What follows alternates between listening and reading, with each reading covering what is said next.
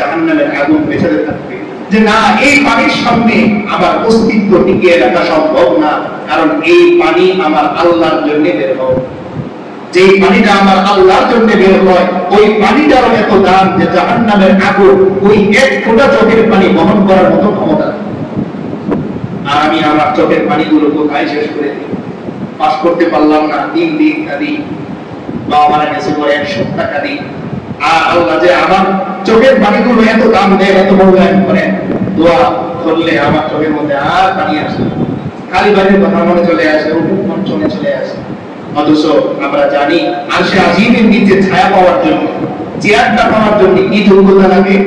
আল্লাহ রাসূল বলেন, ওয়ারাজুলুন যাকারাল্লাহা খালিয়ান ফাফাদাত আইনা।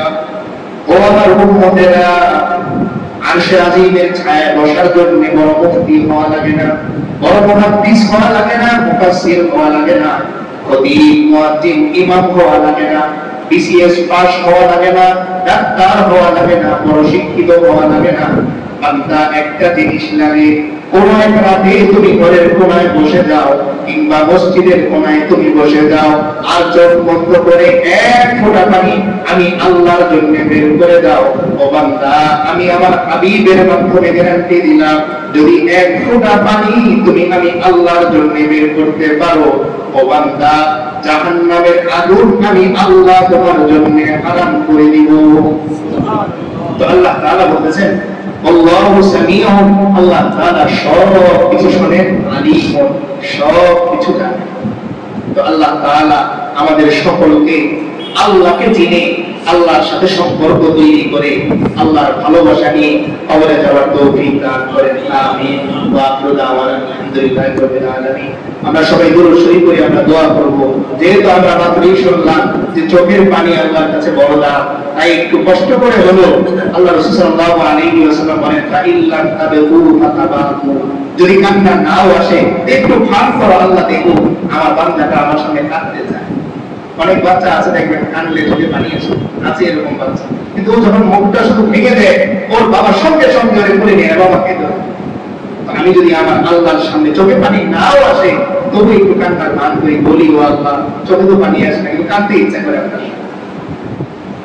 আমরা যদি এই চোখের পানিগুলো শুধু মোনাজাতের মধ্যে ফেলতে পারতাম, সিজদার মধ্যে ফেলতে পারতাম, তো ওলামায়ে কেরাম বলেন আমার এক একটা চোখের পানি এক একটা বাতিলকে শেষ করার জন্য যথেষ্ট হয়ে যায়। আমরা জানি আল্লাহ রাসূল সাল্লাল্লাহু আলাইহি ওয়াসাল্লাম বদর যুদ্ধের আগের দিন সিজদায় পড়লেন, আর সিজদার মধ্যে বলে তিনি বললেন, ওয়া আল্লাহ কালকে ওদের সাথে আমাদের মুখোমুখি হবে, সংখ্যায় আমরা বড় কম, কিন্তু আমরা তো বিশ্বাস করি আপনি বলছেন আল্লাহ ইন্না নাসরাল্লাহি করিব, যারা আমার প্রতি ঈমান এনেছো সাহায্যের দরকার পড়লে মনে রেখো সাহায্য তোমার কাছেই।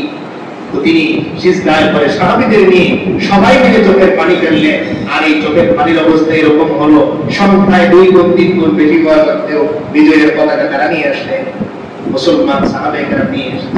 আজও আমরা যদি আমাদের এই চোখের পানিগুলোকে আল্লাহর সামনে ফেলতে পারতাম, সিজদায় যদি ফেলতে পারতাম, মোনাজাতে যদি ফেলতে পারতাম, এটা টার্গেট করি না যে সপ্তাহে একটা দিন 5 মিনিট একটু বসবো ঘরের কোনায় আর চোখটা বন্ধ করে আল্লাহর কাছে সিলেন্ডার করব।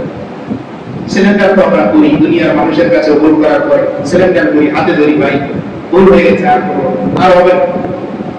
এরকম একটা সময় আমি করি যে আমি এই সময়টাতে আল্লাহর কাছে সিলেন্ডার করবো, ও আল্লাহ নামাজ তো জীবনে করি নেই কিন্তু এটা অন্যায়, আমি স্বীকার করি আর করবো না। রোজা আমি রাখি নাই কিন্তু এটা অন্যায়, আমি স্বীকার করি, আপনি ছাড়া ক্ষমা করারও কি হবে।